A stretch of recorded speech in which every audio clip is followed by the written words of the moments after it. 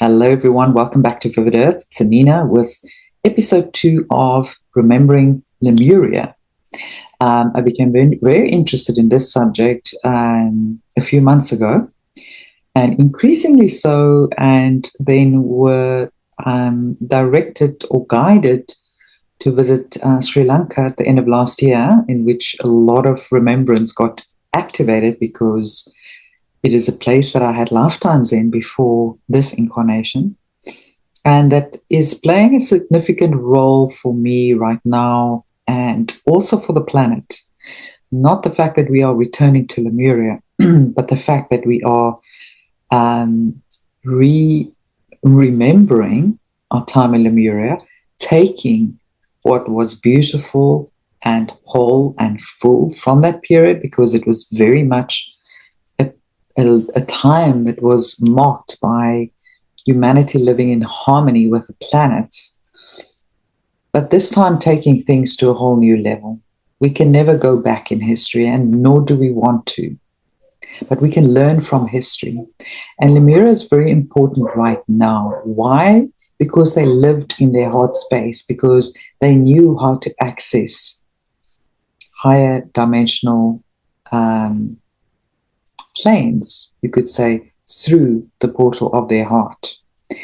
And you will see how that is relevant for our life right now, in this particular 2026 timeline, and where we are headed as a planetary ascension timeline, choice point, and why this is important. So my first episode was about Hyperborea, which actually came just before Lemuria. It's important to cover that and the complete timeline and the progression of events and the evolution of civilization during that time, because it influences, the topic of discussion, so to speak. So if you haven't watched that episode, I highly recommend you just go into my previous episodes. It was about maybe 2 weeks ago that I did episode 1. So here I am doing episode 2, which will focus this time a lot more on Lemuria itself. And then in the following episode, we're going to focus also on Atlantis, because that kind of is interwoven a little bit with Lemuria and overlaps with Lemuria. And so it's important to see the progression of events that happened and the evolution of humanity during that time, because deciphering our real history will help us move forward in a way that we will be much more informed. We will be able to remember what we had before the fall, before the illusion, before the inversion of our planet, which we know has happened. And it's one of the puzzle pieces that is very important for us to rebuild right now. So I hope the lighting is okay. It's a little bit dark in here, but hopefully you guys can see me. Let me see if I can adjust the light at all. Maybe that is a little bit better. I don't know. It's still pretty dark. But anyway, I'm not in my usual spot, and I don't have the right lighting and many things that I don't normally have. So excuse that part, if you will. So guys, as I said, we spoke about Hyperborea the last time. Very important part of the history as well. That was a previous golden age where we had semi-etheric light bodies. So it was a very, very different time on Earth, and it was a very beautiful time. And that was before we went or became embodied in this full density that we are now, that we know as 3D. So, as you may know, Lemuria was also known as Mu. More specifically referred to the actual continent. And a lot of people say the continent has sunk. Others, they say there's, Lemuria was a network of islands. But what we do know is it was a lost Pacific civilization. So it was in the Pacific Ocean. It was very peaceful. It was a heart-centered culture. And it was a precursor to Atlantis. And some say, Atlantis sort of negatively influenced Lemuria, which ultimately led to its downfall. And we'll explore that a little bit further. But it's what a lot of people would refer to as the original embodied Eden. Now, I have a little bit of a problem with that word, because I think if you really look at the origins of that word, it may refer to more of an encampment, almost like a national park that you would put animals in, right? If you wanted to study them and experiment with them, which is what I think Eden really was. But be it as it may, for a lot of people, that holds a lot of a vision of a paradise, a lost paradise. So, I don't think it matters that much. It's personal choice, what resonates with people. But for me, I would rather call it heaven on earth or 5D new earth. And we're returning to that 5D new earth as it is, in a way. So there's a lot of myths around Lemuria. A lot of the history is very fuzzy, and, official science, anthropology, history, all of these things, they don't really truly recognize Lemuria still, because, according to them, there's no physical evidence of a lot of the things that would make it real. But we know that we don't rely necessarily on pseudoscience to tell us that something is real or not. We've learned that, the hard way. And we're certainly not going to wait for the scientists to, often bought and paid for scientists to tell us what we should believe and what we shouldn't. So we will connect the dots in whichever way possible. And, my research also connects a lot of different things. I have a scratchy throat over the last 2 days. I have no idea why, but let's just say the energies are super intense right now. A lot of people are experiencing a lot of ascension symptoms right now and heavy energy. So I'm just putting that out there. If you're feeling that, this too shall pass. I promise. We are in this eclipse corridor. It's really we're feeling the heaviness of it, but it is necessary, because all the stuff that need to rise to the surface is rising right now. Because once the eclipse season is over, we're going to be leveling up in a way that we're going to be very thankful for later. So it's a small little bit of discomfort to experience, and it calls us to go in, to hibernate, to not be as active as we normally are, right? It's like a nervous system. It's like pummeling our nervous system right now. So it's been overstimulated, and now it's kind of suppressed in a way so that we can come down from that high, and that our bodies can adjust to the energies, because the frequency is rising quite a bit right now. But I diverge. Let me get back to my topic of the day. So just to recap again, if we look at the broader timeline of when Lemuria existed, we had the Hyperborean phase, which was 200,000 to 100,000 years ago. So it existed for roughly 100,000 years.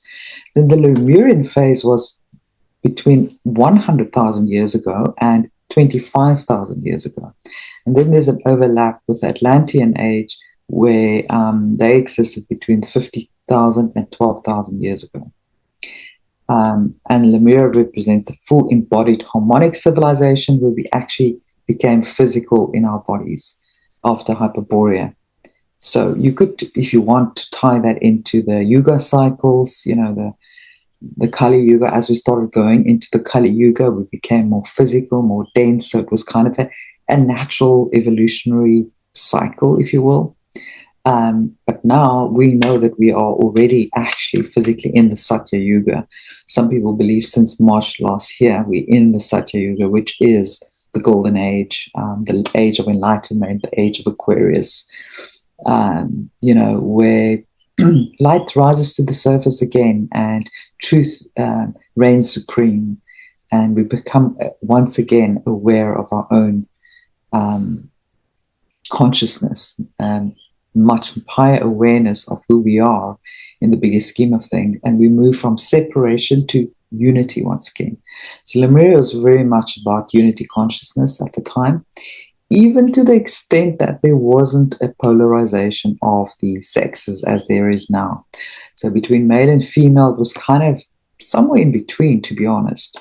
And it's even said that the Lemurians were laying eggs at that point.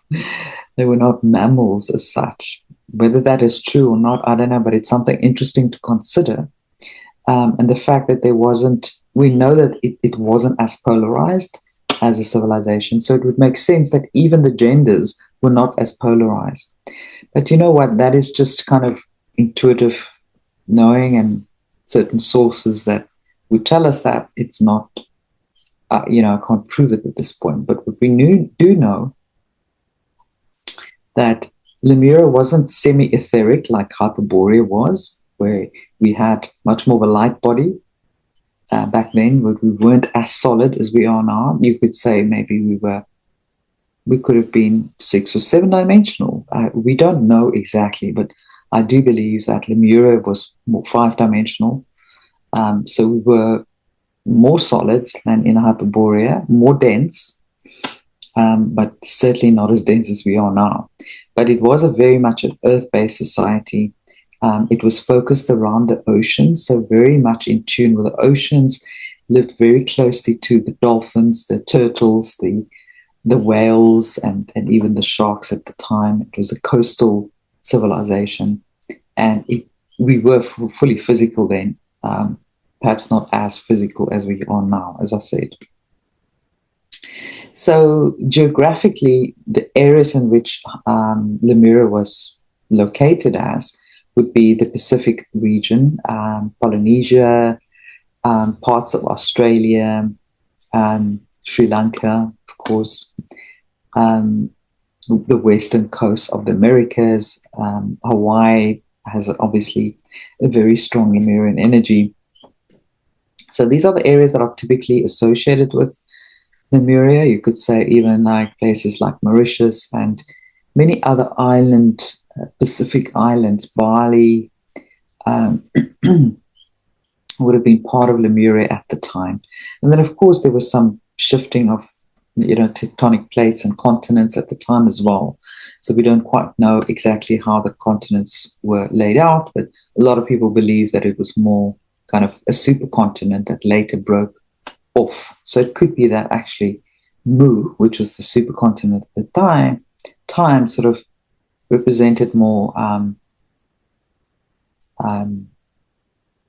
our geography at that point. But it's definitely associated more with coastal living, shall I say. And I think that's why I love coastal living. I love island locations personally, because for me, that was probably the first time and the most favorite time on earth that I ever had, Lemuria. It was a beautiful society. People lived in harmony with one another, with all beings, with animals, with the earth. It was really, really a beautiful time to be alive. So yeah, we don't have any geological proof of a single massive sunken Pacific continent, but there's enough other evidence and esoteric evidence that that points to that for sure. So after the last ice age, sea levels rose dramatically, as we know, so submerging vast coastal regions worldwide. So we don't know exactly when some of these areas sunk, but we do know with Lemuria, there was obviously with the ice age that followed, a lot of the continents sunk at that point. So much of Lemuria could actually be underwater and not even discovered yet. And there could even be life underwater cities, which there's been many indications of that it does exist. And even you may remember, I've spoken about this before in my Watch the Water series, but there's something like water underwater. So a lot of some divers actually proven this, where you can actually puncture through from one level of water to another level of water. So these are like different densities of water. You would say the one is more plasmic in nature. And, I think just there's so many things that our brains don't quite understand or can comprehend right now. You can only fully comprehend that once we more evolve, when we're in higher dimension, we will fully understand it in a much more cohesive way. Right now, accept that your logical brain does not fully compute what went on there. how things are, even things like what the shape of the planet is, what the planet looks like. We look at it from a 3-dimensional, 4-dimensional uh, viewpoint. But what is a 7-dimensional viewpoint view Earth as? Very different. Not quite as, hard and fast and cut in stone as we see it now, right? So yeah, Lemuria was definitely much more heart-centered, non-hierarchical. There wasn't hierarchy. There wasn't, people being in charge of other people. That's not how they ran their civilization. There was no empires or conquests for land or empires. The technology that they had, which was quite advanced, was more organic and biological in nature and more harmonic with the environment, with Earth itself. And the memory and the history were passed on orally and very much kind of land-based and Earth-focused, if you will. Certainly, there were no weapons needed during that time because there were no wars. There were no need for wars. People understood what it meant to live in unity consciousness, what it meant through, living through the heart. It was a very heart-centered society. Whereas if you look at Atlantis, it was a lot more mind-centered. They used logical mind a lot more than they did in Lemuria. It's more hierarchical in nature, right? There was the technological acceleration that happened in a very fast way, in the way that spiritual evolution couldn't keep up with. There was power specialization. There was a lot of centralized authority during that time, and a lot of experimentation and control, which ultimately led to the downfall of Atlantis. But we're going to get into that in a following episode. I just wanted to mention that. So you could say if Hyperborea was like the embodiment of innocence, Lemuria was the embodiment without domination, just heart-centered unity consciousness. And then Atlantis, by contrast, was experimentation with power. And we know what happened when they were experimenting with power, right? If we had to look at the Lemurian technology that existed, yes, it was an advanced civilization.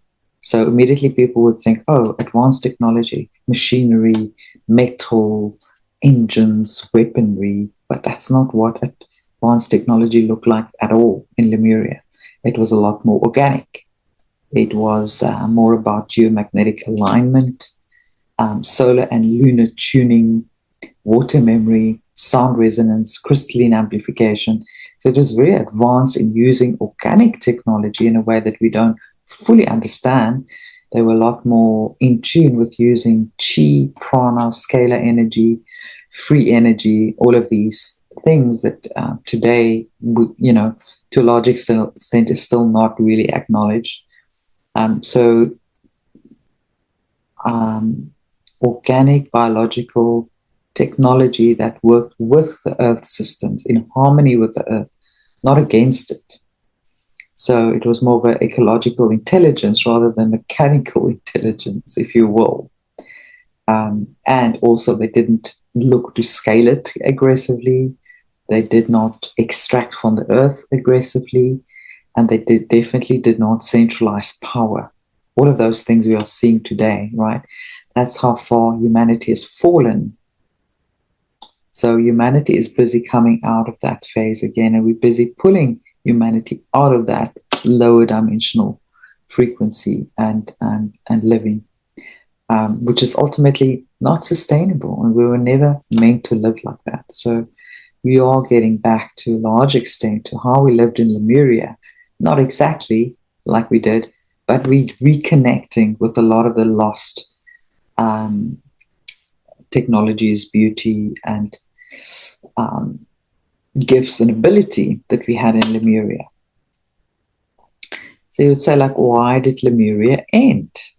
A lot of people say Lemuria didn't collapse through corruption, although I believe there were factions that got lured by the technology of the Atlantean age, because remember, there was an overlap of the two civilizations.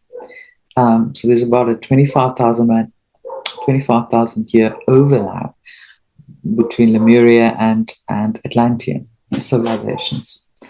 And there is many people that believe that the Orion energies came and influenced Lemuria and lured them with technology, and that they were too naive to realize what had happened and that it would eventually lead to their downfall. And some became, in the process, a little, you could say, tempted by hierarchy, power structures, and all of that. So a lot of people also reckon Lemuria simply ended because of the tectonic instability in the Pacific, rising sea levels, increasing planetary polarity, emergence of hierarchical systems everywhere, like I said, with the influence of Atlantis. So that is just general. If you also consider that it's just a evolutionary cycle that humanity went into, so you like spiral backwards to spiral out. So this was like going back into a darker age, Iron Age, approaching an Iron Age. So as Earth densified and free will sharpened, the conditions that supported purely harmonic civilizations weakened. So it was also kind of a very gradual, systematic downfall, if you will. And a lot of Lemuria, a lot of the beings that lived in Lemuria chose to withdraw. So they quietly withdrew. You can also see with a lot of the land, sort of sinking in the ocean, they decided to go elsewhere, withdraw the energy to become less visible. And, a lot of people say Lemuria, the end of Lemuria wasn't as tragic. It was more of like a gentle withdrawal of the beauty and intelligence of the Lemurian age.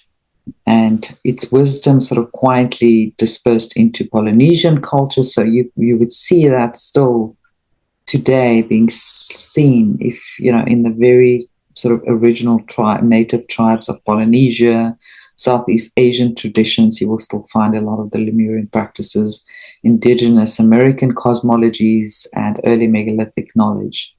So it kind of quietly dispersed into all of those aspects of history that we still recognize today. So fragments of Lemuria did survive, but the whole Lemuria did not. So then we come to, there was the Lemurian High Council, during that time. And that's actually how they managed their societies, their civilization. It wasn't hierarchical as it is now. It was more of a council of elders, if you will, wisdom keepers who guided their people and their societies in the right direction. It wasn't about control. It wasn't about ruling from the top or the authoritarian control at all. It was more about stabilizing the grid of the planet, Earth stewardship, like making sure that the planet is looked after and not damaged or misused or abused. It's also about stellar translation, because the Lemurians had access to the cosmos and they had communicated with higher star beings. And so the Lemurian High Council were responsible for these things, and also the harmonic community maintenance. So that would be like a more evolved version of government. The way we see government now, it's actually like very, very low vibrational in the way that they think there is a need to control people in the way that they do now. All of that is going to come to an end very soon. You will see the idea and the concept of governments disintegrating over the next couple of years. And we will move back to more of a Lemurian way of managing the earth and societies within territories, and on a much smaller scale, meaning more on a community basis. So we won't be leaders that are directing millions of people and telling them how to live. That kind of is not, it's not sustainable at all. So they didn't have any political leaders, and they were more what you would call functional custodians of the planet. And that was what the Lemurian High Council was about. And naturally, they had certain skills and abilities as well, so that they could tune into the planet on levels that they could make sure that they were guardians and stewards for the earth and for their civilization, rather than trying to control them. And interestingly, when the Lemurian civilization withdrew, the council did not go underground. It just decentralized. Its roles embedded into bloodlines, land memory, and human archetypes. And the beings that was part of this Lemurian High Council of Light is amongst us today. They may not all remember it. And I've been told I'm one of them. And so that's also the reason why I'm piecing this together. Now remember, this was just one of my lifetimes, and as is many others as well. We had lives on many different planets. In fact, as I said, I think that was my first and best lifetime on this planet. But before that, I spent time in Andromeda, Arcturus, even the Pleiades. The Pleiades were kind of a bridge planet for Earth at that time, because they were the closest to Earth, not only in dimensional frequency, but also in the way that they look. They look more human than some of the other interplanetary civilizations. And so that was kind of, you had to go to prep school in the Pleiades before you came to Earth.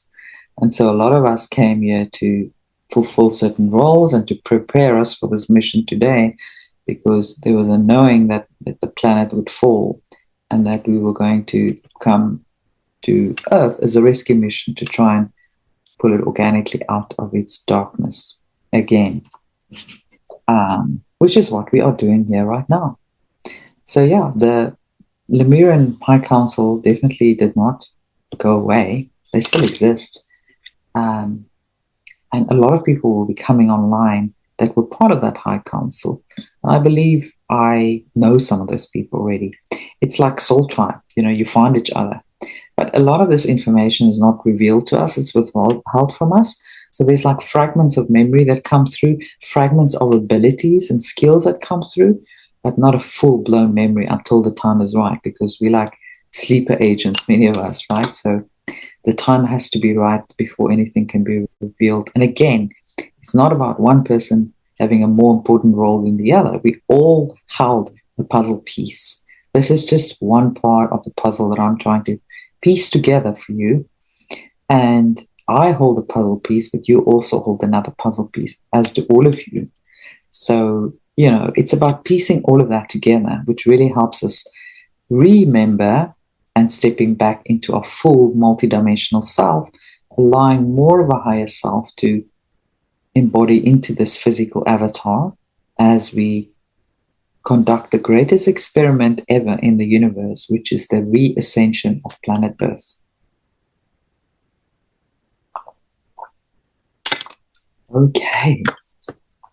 So why do I say we're not returning to Lemuria? If it was so perfect, so beautiful, why can't we just return to how things were in Lemuria? Well, we can't go back, unfortunately. So the question is more, how do we integrate that kind of heart-centered civilization, but with discernment? Because there was a naivete to that society. They were a little bit naive, which is why they couldn't survive ultimately, because there was so much polarity and so many negative beings that wanted to hijack the planet, that they did not have strong enough boundaries. They did not have strong enough discernment. They were these very naive, heart-led beings that just had this beautiful experience, but not quite ready for the big bad world out there, if you will. And so this is why this time we're doing things very differently, because we are prepared. We've seen all the darkness. We've dove down to the deepest depths of darkness to come up where we are today. And that's why this is not a Lemuria redo exactly, but we are learning from Lemuria. There's a lot of things that we can re-implement into our new Earth. that will help us a lot. So Lemuria really offers to us a model of non-dominance, ecological intelligence, community living without hierarchy, and technology in service to life. That's very important. Technology always has to be in service to life, not just advanced technology for the sake of advanced technology, responsible, spiritually aligned technology. So the future requires both wisdom streams, but consciously integrated this time. So, a lot of people have asked, so did Lemuria exist in a higher dimensional state? Well, did they have physical 5D bodies? We don't have evidence of that, but there's enough esoteric knowledge that points to that we're not going to certainly wait for pseudoscience to prove to us that this was the case. What we do know from a lot of esoteric traditions that describe early humanity during Lemuria as more luminous, they lived much longer, much, much longer, hundreds of years, thousands of years, at some point. They're much more telepathic at the time. They're much more less dense, more unified. They more than likely could practice telekinesis as well, and could, direct and work and manipulate energy with their physical form, with their hands, with their bodies. But definitely, you could say it's much low trauma nervous system. That their nervous systems were a lot less contracted than what we are today. Less dense, as I said, more spacious, more coherent, because actually the nervous system is the key, right? Only when the nervous system is fully relaxed can we access higher abilities. Like the way to ascension is going to be through consistently being able to regulate our nervous system and to calm our nervous system. Because when it's in fight or flight, you're never going to go to 5D. So that's very important. So you see how important it becomes to regulate how you react to things, how you are triggered or not about things happening around you, how you are emotionally pulled to react in certain ways. So being the neutral observer and being able to regulate your nervous system really is the key. So, but it's easy when you have a state of consciousness that have low fear. There's not much to fear because everyone lives in love, unity, and harmony. But there's also high coherence because of that. So deep environmental attunement that goes with that, and minimal ego fracture as well, because the ego is really there to protect us. So, and when we are safe consistently and we are coherent and our nervous system is at rest, the ego can rest as well, believe it or not. And that doesn't require physics to prove. It just, it simply is what is with less trauma. So when you have a society that has less trauma, then all of this is possible. Like I said, a society that was definitely telepathic. They could influence the weather.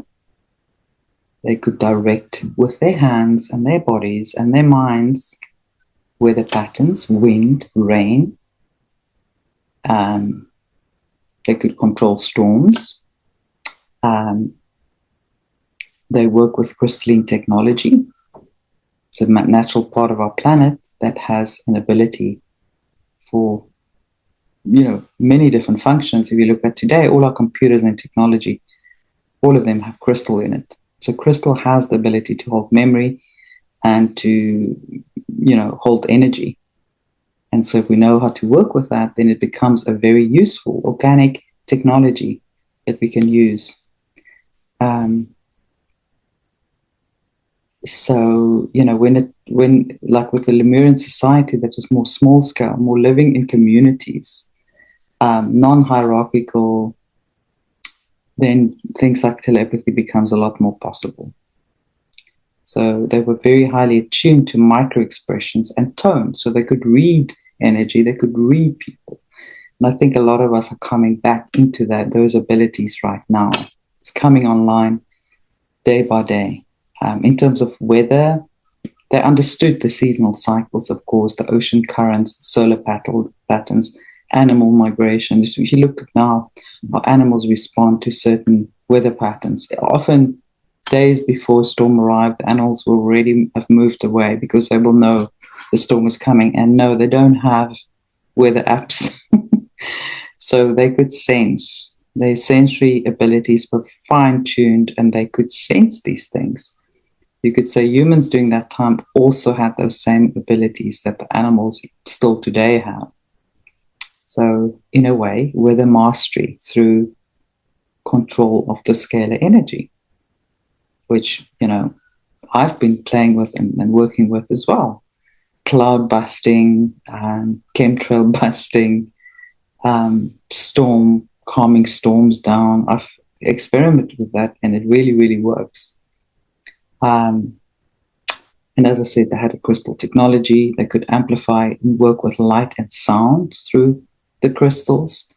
They used acoustic chambers, levitation, sound technology, frequency technology, solar alignment, resonance caves. So all of these things were part of their societies within their skill set. And that is what we are obviously wanting to tap into now again as well. So not magic, but purely just coherence. When you have that level of heart-brain coherence, those are the higher abilities that we can all access when our DNA fully comes online, because back then the DNA was much more online than it is today. Whether they had access to 100% of the DNA, I'm not sure, but we know that we only have access right now to 3 to 5%, some of us 5% right now of our DNA. The rest is not junk DNA. So imagine 95% that we cannot see or experience right now that is still to come online. And a lot of people wonder what the Lemurians actually look like. A lot of people say they were all like you would see island people now. Olive skin, dark hair, beautiful features. But that is just, we don't know for sure. As I said before, there was a lot more of an androgynous kind of look between male and female. It wasn't as polarized as it is now.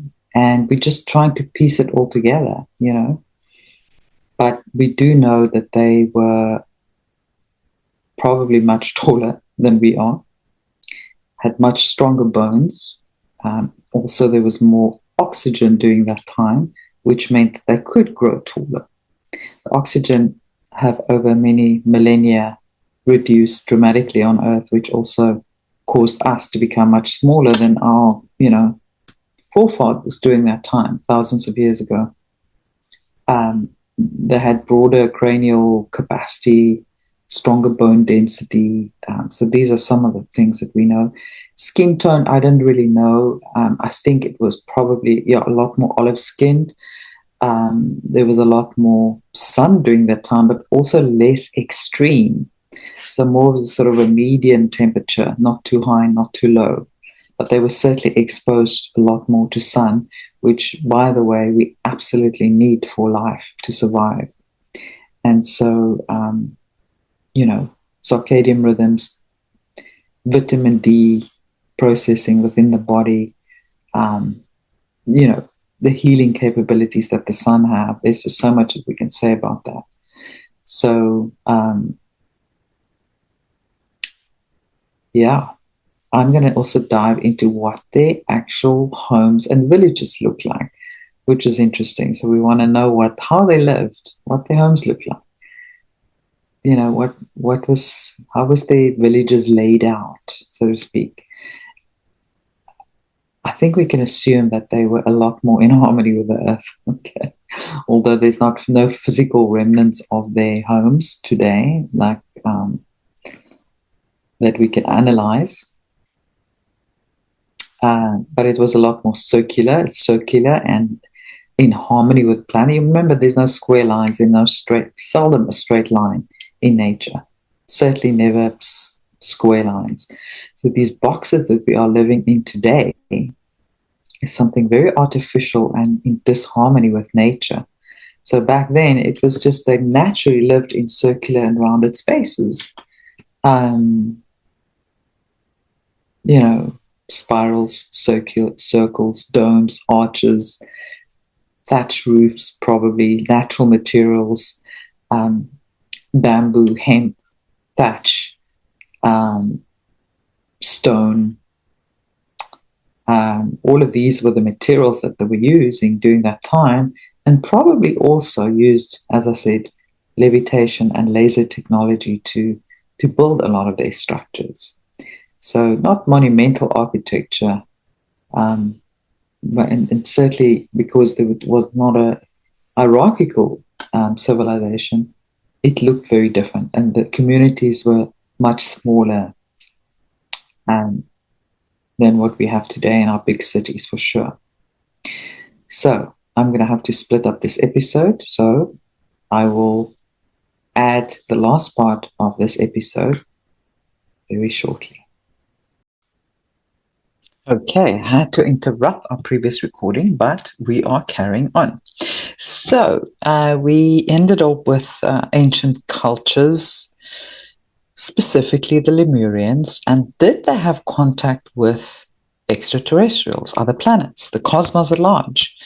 And, some may say, oh, but there's no physical evidence they did. But there's enough empirical evidence that suggests that they definitely did.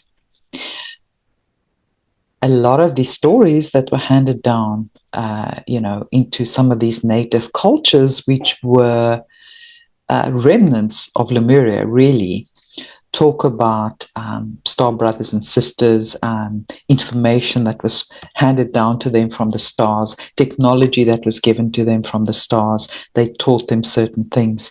This is in the oral traditions that we see coming through of a lot of these Polynesian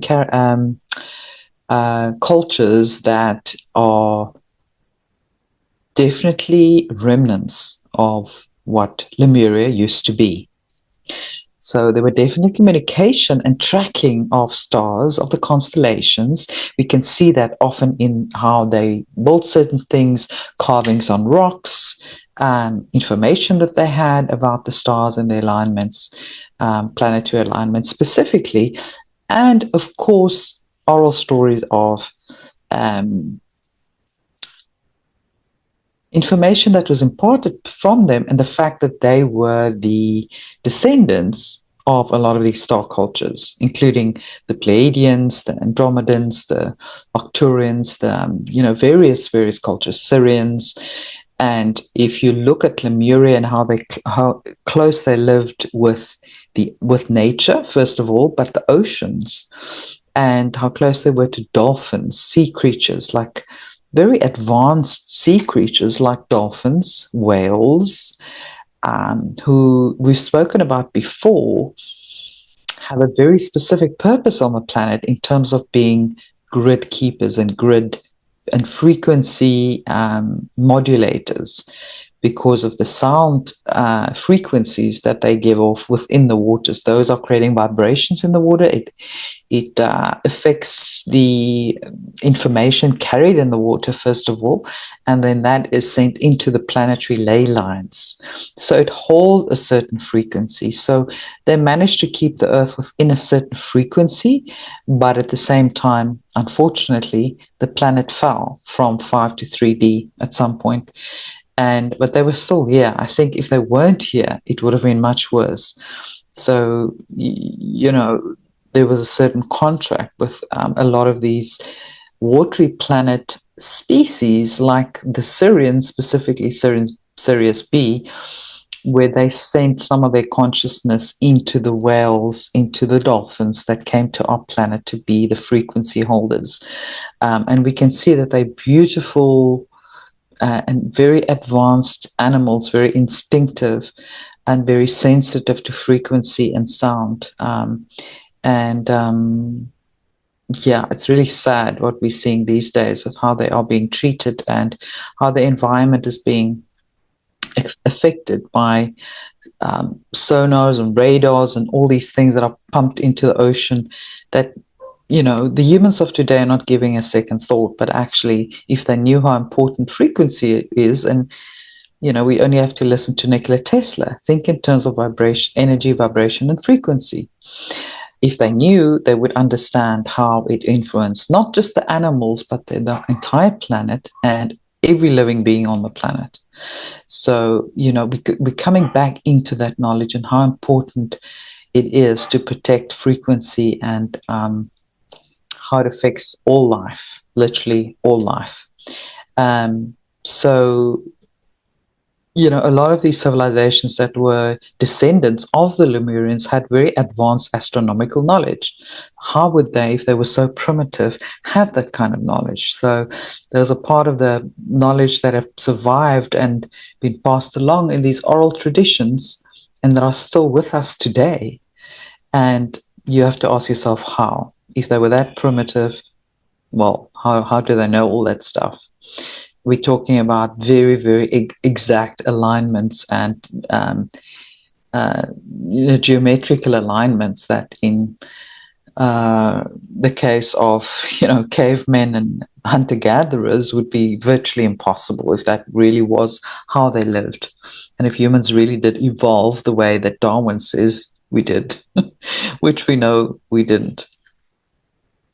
There's also evidence of them in, you know, experiencing and utilizing transpersonal states of consciousness and higher intelligences, higher consciousness and awareness of frequency, vibration, sound healing. You know, there's enough to suggest in terms of what was passed on from these cultures that it's very much part and parcel of what was part of the Lemurian culture. Included in that would be altered states through sound, fasting, rituals, created experiences, crystal technology, interdimensional contact. And so, yeah, we're trying to piece all of this together. And I'm trying very carefully not to get too deep into the esoteric, so I can keep it quite grounded as well. So I don't want to lose some people who say, well, you're just saying these things, but how can you really prove it? Well, we are weaving in proven facts along with a lot of oral traditions, past information that was passed on onto these cultures, channeled information, esoteric knowledge, you know, and that's really the best that we can do. But importantly, I don't just use one source. I use multiple sources of information because I'm a natural sort of dot connector, a pattern recognition specialist, you could say, like many of us are. That's why we got involved in the truth movement, because we started noticing certain patterns naturally and saw that something was off, something was wrong, and we have this truth gene, this rebel gene within us that wouldn't just keep quiet and, you know, go quietly into the night and follow the matrix systems. We had to get to the bottom of the truth. So, you know, this has been part of my study and research and contemplation about ancient civilizations over the last 7 years that I've been very deeply interested in this subject. You could say longer, but really quite intensely over the last 7 years, I've been researching and studying it and been getting my own downloads and remembrance, fractals of remembrance coming through. And I believe these remnants of remembrance, if there is such a thing, comes through specifically in divine timing, when it's right, when the timing is right. That's why we can't just have all our memories back, because it might not serve the planetary evolution, because some of us need to be grounded enough in the 3D world to be able to anchor in the higher knowledge. Because if we only live in the higher knowledge realm, then the ones stuck in 3D is not, they're not going to be able to resonate or connect with us. That's why a lot of us had to get very, very deep into the 3D and conquering certain systems within that 3D, including business, operating within those systems, like myself, and within society, and having some influence within that society, because now I'm able to bridge the two worlds, right? And I believe that is part of my purpose and why I had to get so deeply involved with, the 3D business and high society realms, if you will, which I never really felt I fitted into, but I felt like there was something that I needed to do there. There was something that I needed to conquer. And now I understand why. It was part of my soul contract to do that. But I digress. I get way off the, the path here of the story I'm telling. So let's get back on track. So now if we look at the last part of this, or sort of almost the last part of this particular episode, the conflict and Atlantean influence, because remember there was an overlap between Lemuria and Atlantis. So for 25,000 years, there was an overlap of these two civilizations. Now, for us, it sounds like if we were to think there was an overlap, it wasn't just a few years, but look at it in today's world. 25,000 years is a long period of time. Maybe it didn't feel that long at that point because we also lived very long lives. We know Noah lived for 900 years. Many other, a lot of the Anunnaki lived for thousands of years. A lot of those kings ruled for 12,000 years. So linear time and time itself was very different in that realm. And I do believe when you're on higher realms, linear time and the way that time interacts with the reality is very different. So for us, because we're much smaller, we live shorter lives. For us, 10 years is a lifetime, right? Many of us have been part of this truth movement maybe for 10 years, and it feels like an absolute lifetime. It's only a drop in the bucket, really. But back then, like 100 years was like nothing. 100 years was like what would be maybe 1 year now, or maybe 10 years. But it was very, very different, the understanding of how time worked.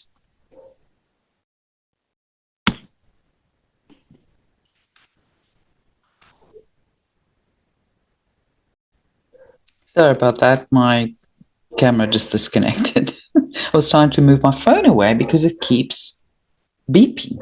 It's very distracting. So I should have put it off.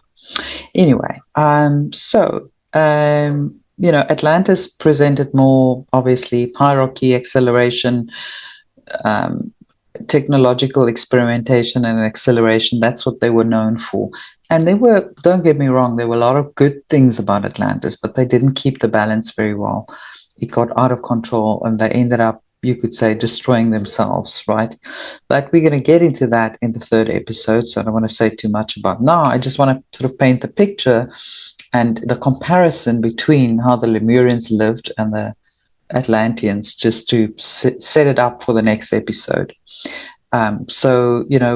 Because what happened in the later years of Lemuria, the last few years of that, the Lemurians became very curious about the Atlantean advancements, and they got lured by it, you could say. So they started playing with and experimenting and adopting things like hierarchy and how that would work. They experimented with some of the control-based systems that Atlantis was known for, and they started losing coherence and the ability to live in harmony and with nature and each other in unity consciousness. So that is just kind of, as I said before, part of the course in terms of how the yugas worked, how the cycles worked in and out of darker periods and lighter periods of enlightenment. And that is just part of the natural evolution, you could say, of the planet. But to be clear, we are spiraling out of that cycle. So we're not going to go back into the dark ages ever. Okay. We ain't going back. I just want to make that very, very clear. So, what happened in Lemuria was kind of a divergence. And as I said, a lot of them kind of withdrew and went underground. And although there was some destruction, it wasn't a complete destruction. There were remnants of that civilization that did survive. Now, so just to kind of summarize and recap. So what was Lemuria? It was a civilization and which was built basically on a network of advanced coastal cultures. And you could say, yes, maybe there was a supercontinent called Mu that split into various islands over time. They were very highly ecologically intelligent. They were non-imperial. They were decentralized.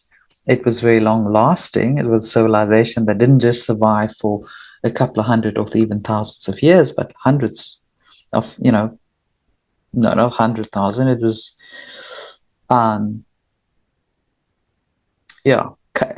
at least tens of thousands of years. They worked with crystals. They were, to some extent, mastered their light bodies. They had a certain dimensional awareness. They had states, they were able to access states of consciousness that we can only dream of today. There was a natural coherence. It was very much a trauma-free biology that their bodies didn't hold the trauma that we do today. That's why there's so much needed in terms of healing, trauma, karmic healing, and shadow work, because shadow work is just the working through the traumas that we're holding within the body, and that could be from previous lifetimes, that could be things that came through the bloodline. It's not always our stuff, so you don't have to feel like you are broken or you did something wrong, because often it's not even from this lifetime. And some of us even contracted to clear our bloodlines. So a lot of this stuff we've signed up to be the processes and to clear the ancestral trauma. That's what we signed up for, because that's the only way to fix it. You can't just ignore it doesn't exist or sever it completely, because the trauma gets carried through into the waters, into the bloodline, and through the umbilical cord, passed on from mother to child. And yes, it gets fainter, but at this stage, we are the ones that came to break the energetic ties to all previous karma and trauma and ancestral trauma that humanity has gone through over the last couple of thousands of years. So this is a very, very important time. And yes, it's not easy, this mission we signed up for, but it's incredibly rewarding. And what a time to be alive, to witness the end of the darkness, the end of the density that humanity has been plunged into. So what else can we say? So I think over time it's going to be very interesting tapping back into our Lemurian remembrance and history, because there's a lot of that way of being that we're going to be pulling into the here and now, into this existence, to heal, repair, and rebalance the way that humanity lives in harmony with its environment, with each other, returning to unity consciousness. And yes, we're not going back to Lemuria exactly how it was, but there are things that we can learn from and adopt into the here and now, into this modern society, and that's going to help us lift us out of this entire planetary density from 3 to 5D as a base frequency for the entire planet. And yes, likely there is a bifurcation going on as well, but I think we're trying to lift more of the civilization out of the lower densities. And that is why that there is an ascension window. That's why ascension isn't just a one-time event and it's over. We actually still persevering and working at it to get more people over the line.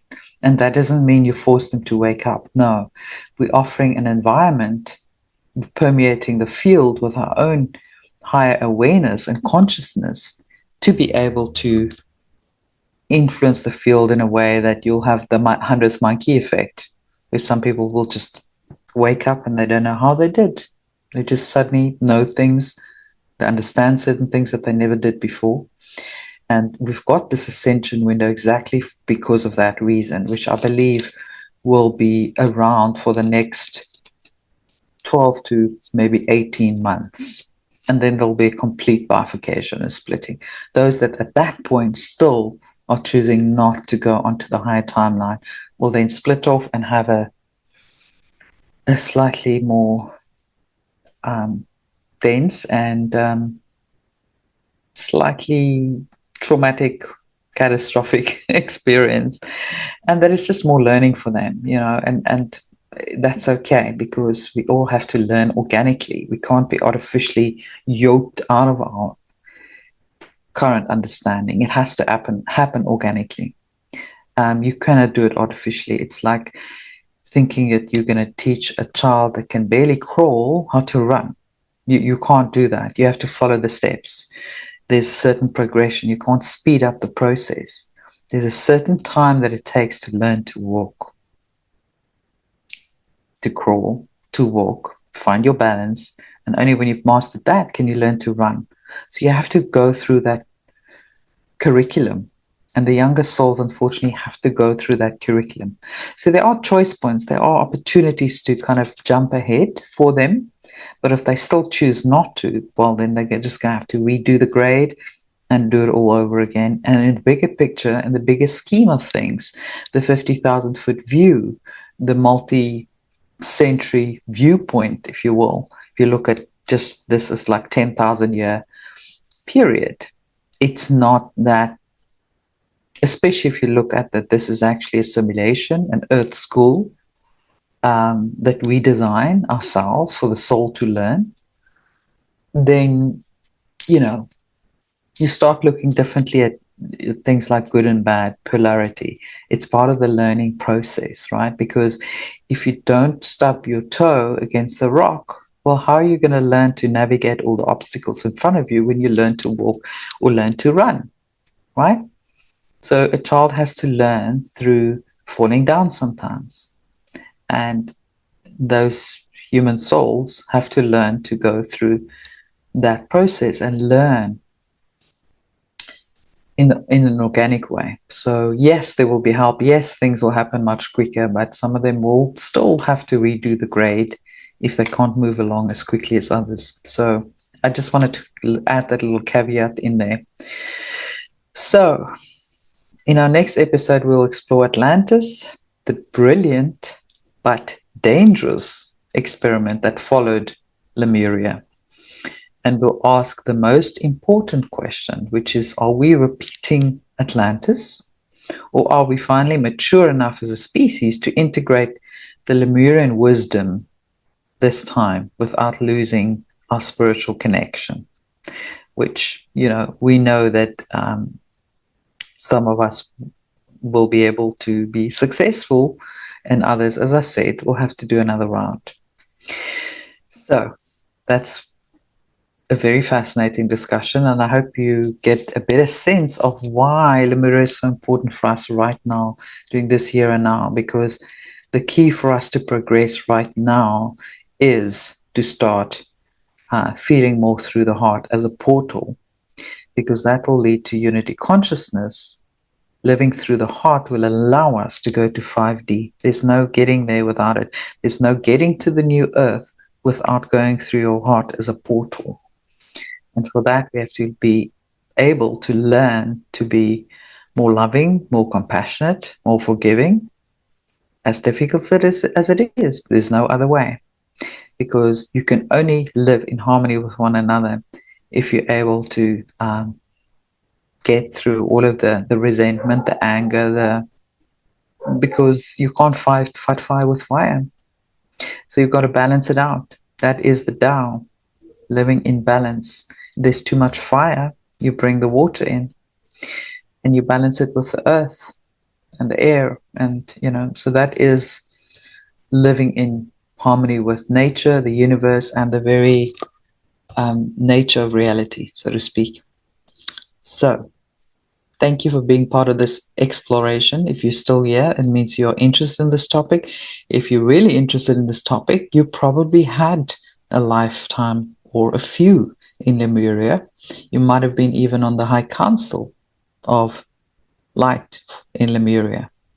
So I'm so excited about the future because so much is going to be revealed to us about our roles during these times. And as I say, that was just one particular role, one particular lifetime. There's so much more for us to explore, but it's so exciting. And we're just, really starting to uncover the truth of our being and our multidimensional self, our past, present, future, and parallel lives that hold the key to this ascension journey on earth and the evolution of our soul. And this experience that Source is having through us, because we are a part of Source. We are a fractal of Source. There's no external God. It's all of us. It's all of us on expression and a fractal of that Source of all things, Source of all creation. So, with that said, I look forward to seeing you in the next episode. And if you enjoyed this content, please share. Make sure you subscribe so you can catch the notification for the next episode. And I'll be back very soon. And all the links are below if you want to subscribe so you can be informed. You can join our Telegram channel so you can stay informed of daily updates and news. And I will see you on the other side. Much love.